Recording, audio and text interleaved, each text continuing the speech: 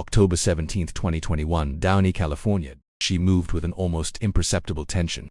Glancing behind her, her steps careful, measured, surveillance footage captures her pausing at the edge of the alley, 7 at her side, then stepping into the building never to be seen leaving. The dog, separated from her owner within 30 minutes, was later found wandering alone on the 28th floor of the high-rise. No calls returned, no messages answered. Her phone, laptop, and smartwatch devices that usually tethered her to the world were suddenly silent.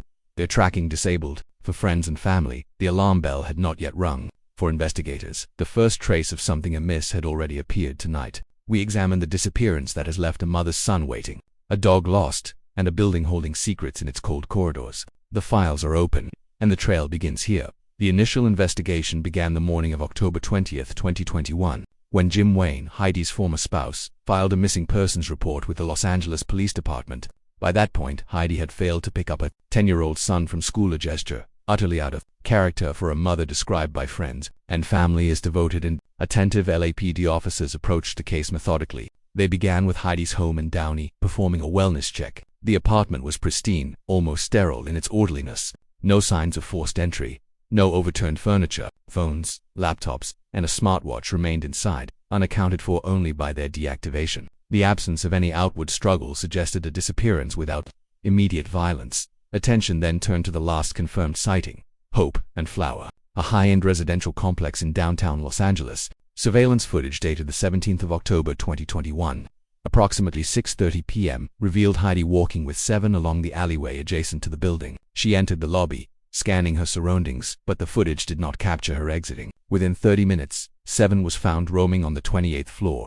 Residents alerted the dog's microchip company, providing the first tangible lead for investigators. Search teams were assembled to canvass the building, including uniformed officers and canine units. Dogs were released on multiple floors, sniffing for scents and tracking potential exits. The canines led officers through stairwells, into utility closets, and along corridors, but the trail grew cold. Thermal imaging cameras were deployed during nighttime sweeps, revealing only faint heat signatures from previous occupants. Every camera feed was meticulously logged with times, cross-referenced with entry badge scans. Investigators also collected any digital evidence possible from the complex's internal network entry logs, elevator metadata, and surveillance system timestamps. Each frame was examined for anomalies, shadows that lingered too long, figures partially obscured, doors opening without apparent hands nearby. Officers took detailed notes, labeling each piece of evidence with standard LAPD tags, emphasizing precision and factual recording over speculation.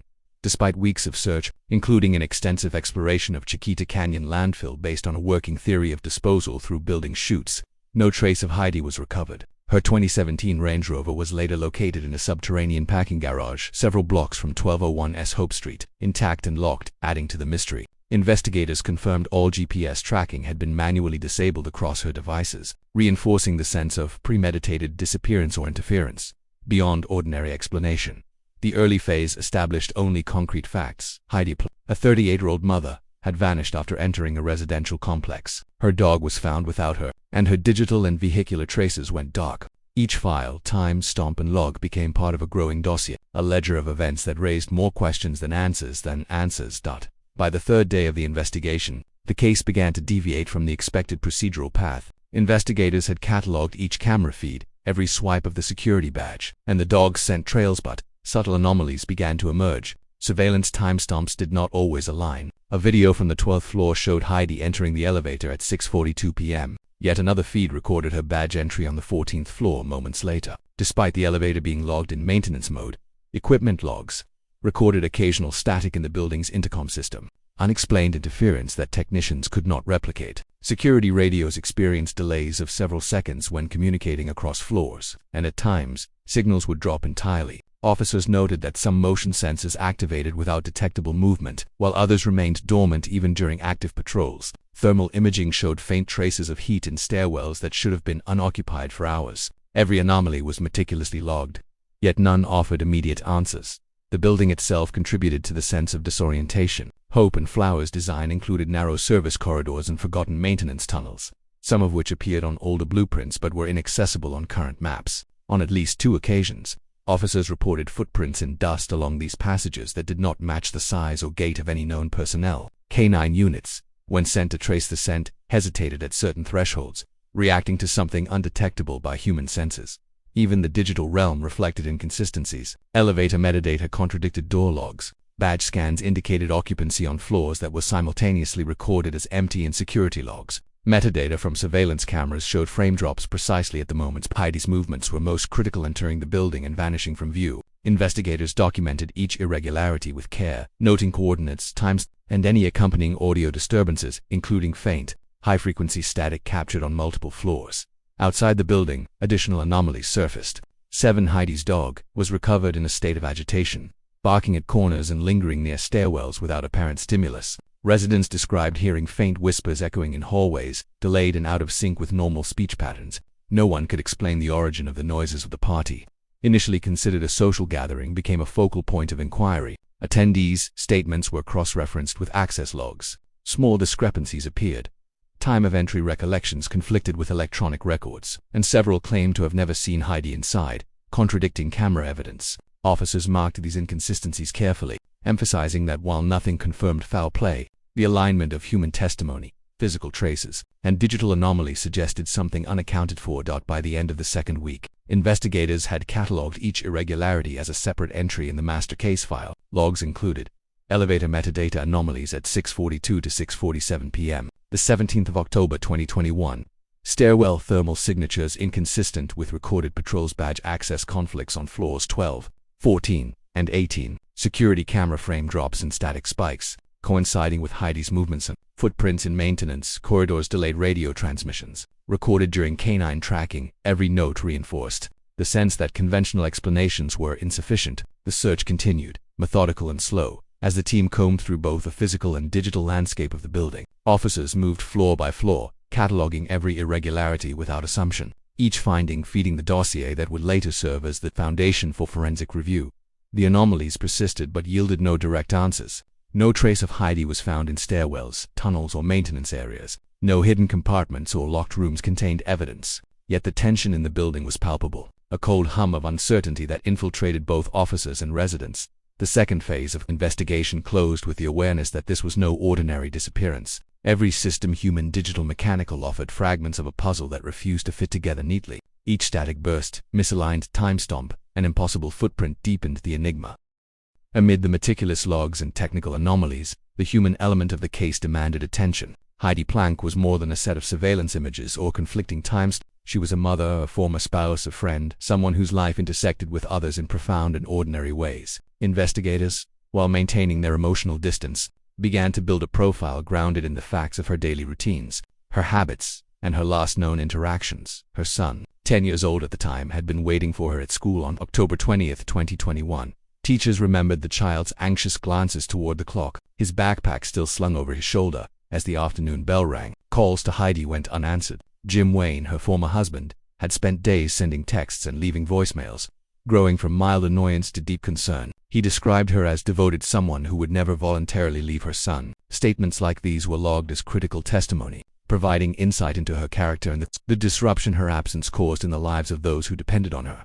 Friends remembered her attending her son's football game earlier that day in Downey. Surveillance footage confirmed her presence, but Jim noted a subtle difference in her demeanor, a sense of unease or distraction, small enough to be overlooked by casual observers. No one could articulate why, yet her behavior, minute as it seemed, marked the final interaction anyone would have with her in the public sphere. These details were catalogued alongside digital evidence, ensuring that her humanity remained present in a case. Increasingly defined by technical anomalies, personal belongings at her home offered additional context. Her living space was undisturbed, phones, laptops, and her smartwatch untouched, yet deliberately disabled. Clothing was folded neatly. Her son's toys remained in place. There was no evidence of struggle or hurried departure. Forensic teams noted these details, each micro-observation emphasizing that Heidi's disappearance was calculated or controlled in some manner.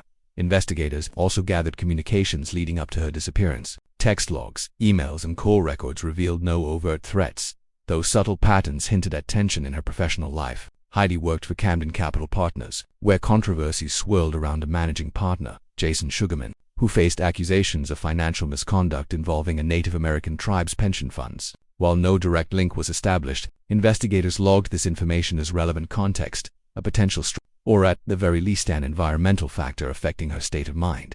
Even the simplest interactions became significant. Surveillance footage captured Heidi walking 7 near the corner of Hope and Flower around 6:30 p.m. The dog, usually calm, displayed signs of agitation, sniffing air and looking back repeatedly. A resident later reported finding 7 on an upper floor, wandering alone, barking at corners, hesitant as if sensing something unseen. Each micro detailed the dog's posture, its focus. The ambient sounds of distant traffic was recorded and tagged, providing investigators with a layered understanding of the moments leading to her disappearance. Family and friends contributed additional layers of emotional context. Jim Wayne described a mother who organized her life around her child, someone methodical and consistent. A neighbor recalled brief encounters with Heidi in the building's lobby, noting her polite but distracted demeanor. Each observation, while mundane in isolation, combined to form a mosaic of normalcy disrupted, a human life interrupted without apparent explanation. Investigators also cataloged her routines, from daily walks to social interactions. These data points, often overlooked in initial phases, became critical in establishing time. Each deviation from her usual behavior was scrutinized, leaving the football game early, appearing anxious on surveillance footage, failing to pick up her son. These small deviations, meticulously logged, were the only concrete threads connecting her final known movements to the anomalies. Uncovered in Hope and Flower, the emotional humanization phase underscored the contrast between methodical investigation and human unpredictability. Logs, cameras, and timestamps could chart movements, but they could not capture fear, anticipation, or instinct. By combining technical data with the testimonies and memories of those who knew Heidi intimately, investigators preserved the life at the center of this unfolding enigma. Weeks into the investigation, new findings began to emerge, details that deepened the mystery without resolving it. Officers reviewing the building's internal surveillance noted previously overlooked footage, short segments captured on October 17, 2021, showing Heidi inside the Hope and Flower lobby long after the party attendees had supposedly dispersed. Her movements appeared deliberate, cautious, almost rehearsed. Frame-by-frame analysis revealed slight inconsistencies, shadows shifting independently of her steps, reflections in glass panels that did not match her position. Metadata from the recordings indicated minor frame drops precisely at these critical moments simultaneously. Elevator logs were re-examined. The maintenance panel revealed anomalies previously dismissed. Multiple floor requests registered without corresponding badge entries. On the 14th floor, a timestamp showed Heidi entering at 6:45 p.m., yet the elevator's motion sensors recorded no movement for nearly 2 minutes, an inexplicable delay given the normal operational speed. Investigators cataloged the coordinates of the elevator car alongside each floor's camera metadata, revealing a pattern of mismatched data points. A deeper review of the security radios and intercom systems uncovered faint audio anomalies. During a playback of communications on October 17th, officers detected a brief, distorted message that appeared to originate from the 28th floor, overlapping with the time 7 was found. The fragment, barely intelligible, contained a voice echoing in a manner inconsistent with the physical layout of the building. It was logged with precise timestamps and frequency analysis, but no source was identified. Search teams returned to the maintenance tunnels. Documenting footprints not matching any resident, security personnel, or canine unit. Measurements indicated a smaller frame than expected for adult females in the building. Gait analysis suggested unusual stepping patterns, alternating between normal and deliberate, as if navigating obstacles unseen. Dust samples were taken, photographed, and tagged, but forensic analysis returned no conclusive human DNA. Even Heidi's digital trail offered new puzzles. Logs from her Range Rover, now recovered from the subterranean garage, revealed intermittent ignition cycles with no corresponding GPS activity. Apple device metadata, phone, laptop, and watch showed a last active timestamp on October 17th, hours before the disappearance, followed by a sudden shutdown. Attempts to restore device location history yielded corrupted files with missing blocks at precisely the moments relevant to her movements. Additional investigation into Camden Capital Partners introduced another layer of potential, though circumstantial, intrigue. Heidi's employer had been involved in high-stakes financial disputes, and certain internal emails surfaced, referencing meetings on October 17th with ambiguous mentions of late arrivals and unexpected absences. Investigators catalogued these entries meticulously, noting them as contextual rather than evidentiary, but they added an undercurrent of potential motive or timing coincidence. By early November, law enforcement consolidated the anomalies into a single case matrix, surveillance frame drops coinciding with Heidi's critical movements, elevator motion delays and mismatched floor requests, discrepancies in badge scans versus camera logs, footprints in restricted tunnels, not matching any known personnel, distorted audio overlapping with 7's location on the 28th floor device, metadata corruption at precise disappearance times range, rover ignition cycles without movement, logs, contextual professional irregularities. Each piece was logged with forensic precision, complete with timestamps, coordinates, and visual documentation. Nothing offered definitive answers, yet collectively, they suggested an intersection of mechanical failure, human behavior, and unknown variables in an environment where conventional reasoning struggled to keep pace. The latest findings were presented in a controlled briefing. Investigators emphasized that no single anomaly explained Heidi Planck's disappearance, but the convergence of these discrepancies elevated the case into the realm of the unexplainable. Every new detail, every fragment of evidence, added weight to the sense that something in the environment of Hope and Flower defied simple categorization. The twist was clear. The case was no longer a matter of searching for a missing mother in predictable spaces. The building, the devices, and the environment themselves had become active participants in the mystery. Logs contradicted one another. Timestamps overlapped impossibly. Audio and thermal data hinted at presence without physical trace. And yet, Heidi remained absent. Months passed, and the trail of Heidi Planck grew colder, not warmer. Investigators continued to monitor Hope and Flower, reviewing camera feeds, security logs, and maintenance reports. Yet every lead dissolved into the shadows of the building's corridors. 7. Her dog remained a silent witness, pacing hallways and stairwells, barking at corners that held no one. Despite meticulous searches, forensic sweeps, and repeated interviews, no trace of Heidi's body, no personal item, no definitive clue emerged. The anomalies persisted: frame drops in video, thermal readings without source, elevator delays, and footprints that defied explanation. Metadata inconsistencies remained unresolved, each corrupted file a small monument to absence. Every detail confirmed one stark reality: something in that building, or on that night, had altered the expected course of events, yet left nothing tangible behind. Family and friends clung to memory and routine, but the emptiness persisted. Investigators filed updates, careful not to speculate beyond what evidence could support, leaving the case open in official databases. Each report emphasized accuracy, detailing observations, anomalies, and unexplained variables without conjecture. The story, as it stood, was a ledger of gaps, absences, and cold traces that refused to converge.